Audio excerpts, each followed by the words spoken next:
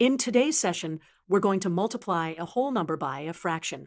Specifically, we're going to find the product of 3 and 3/4.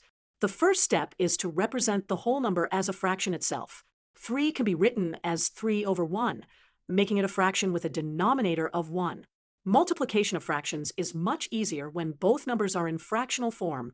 This transforms our equation into the multiplication of two fractions. So 3 over 1 times 3 over 4. Next, we multiply the numerators together and multiply the denominators together.